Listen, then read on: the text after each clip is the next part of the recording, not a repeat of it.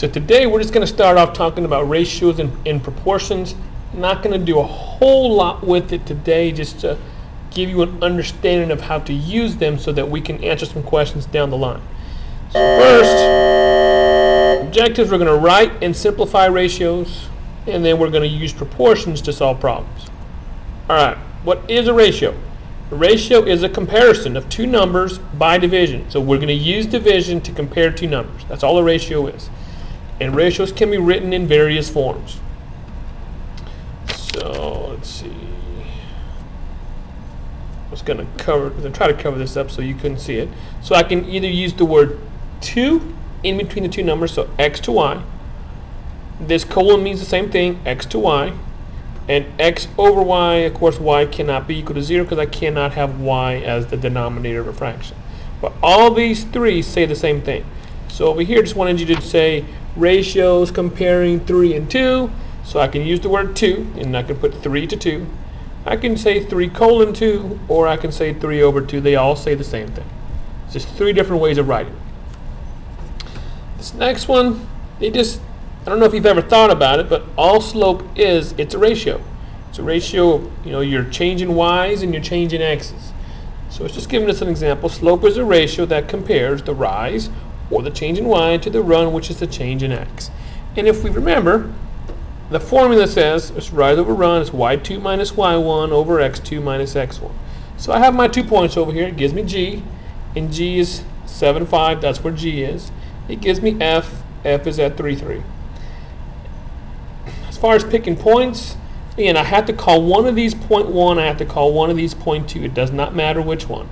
I just went ahead and I called g 0.1, which makes this 7x1, and it makes this 5y1. And then that makes point F 0.2, which makes this x2, and makes this y2. Plugging in slope, again, it's a change in y's over change in x. So I put my y2 minus y1 over x2 minus x1, and when I do that, I get negative 2 over negative 4, which of course is just equal to 1/2. That's just an example of how we've used it before without maybe ever using the words or using the word ratios. So next one is a very good problem. Again, a ratio can involve more than two numbers. This next one is a great problem. The ratio of the angle measures in a triangle is 2 to 3 to 4. What is the measure of the smallest angle? So we don't know what the angle measures are. The angle measures are not 2, 3, and 4. Because notice if I add those up, that's not equal to 180. But the ratios is 2 to 3 to 4. So you can think about it like this. Imagine if you've ever built a model airplane or a model car when you were a little kid. There was usually some scale factor. So say they shrunk every piece of the real car. Say they divided every dimension by 10 or by 20 or 100. But it's consistent what they did. They made the same change to every dimension.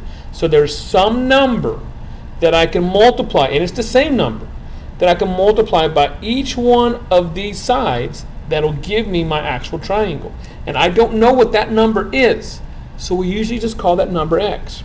So I can let the angle measures be 2x, 3x, and 4x, because there's some number being multiplied by each one of these numbers to give me my actual angle measures. And there's a picture of it right here. There's 2x, there's 3x, that's 4x. Now how do I solve that? Again, if I know what my angle measures are, I can add them up of a triangle, and it has to be equal to 180 degrees. So I have 2x plus 3x plus 4x is equal to 180 degrees. Solve for x, and x is equal to 20. Now notice their question was, what is the measure of the smallest angle? Well, I can come over here, and if x is 20, I listed them all for you right there. 2x is 40, 3x is 60, and of course 4x is 80 degrees. They wanted the smallest one. The smallest is 40 degrees. Right, proportions. Let's go ahead and get it to show up. Not a whole lot of writing for you guys to do on this note. It's all written for you. A proportion is an equation stating that two ratios are equal. In every proportion, the product of the extremes equals the product of the means. And here's a picture. So the extremes are the two on the outside, and the means are the two on the inside. And of course, product just means multiplication. extremes on the outside, means on the inside. All a proportion is that's an equation that states that two ratios are equal.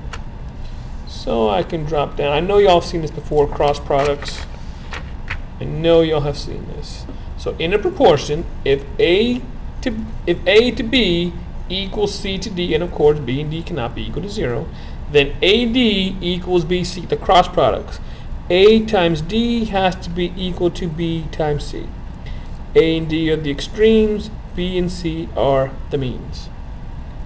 You've done cross products before, these are no different. So they give us a cross product. They have x over 8 equals 35 over 56, and they want us to solve for x by finding cross products. So I'll just take x times 56, and that has to be equal to 8 times 35, which I just wrote right there. So 56 times x has to be equal to 35 times 8. And of course, 35 times 8 is just 280, so my problem is 56 times x equals 280. And if I divide both sides by 56, I get x is equal to 5. And I can use properties of proportions to find ratios. So we're told, we are given that 8a equals 6b. What it wants is find the ratio of a to b in simplest form. So we are given that 8a equals 6b. Tells us right there. What we want, our goal, is to find the ratio of a to b in simplest form. So we want a is to b is equal to what? A to b is equal to what? Given this. So how do I get the a over the b? It's just a matter of algebra now. So I want the b underneath the a. So all I got to do is divide both sides by b. So I have 8, again, this is what I'm given. I'm given that 8a equals 6b. How do I get the the b underneath the a? I just divide both sides by b.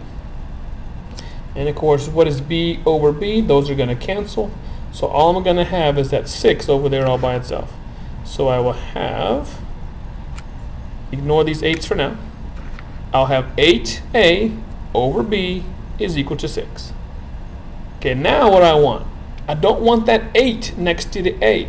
All I want is a over b, like I had right here. All I want is a over b. I want the ratio of a to b in simplest form. So how can I make that 8 on the top of the fraction disappear? I'll just divide by 8 on that side. And if I divide by 8 on this side, I'll divide by 8 on this side. So now what is 8 divided by 8? That's just equal to 1. And 1 times a over b is just a over b. So I have what I want now, a over b. So a over b is equal to 6 divided by 8. 6 divided by 8 in simplest form is 3/4. So given that 8a equals 6b, the ratio of a to b is 3 to 4.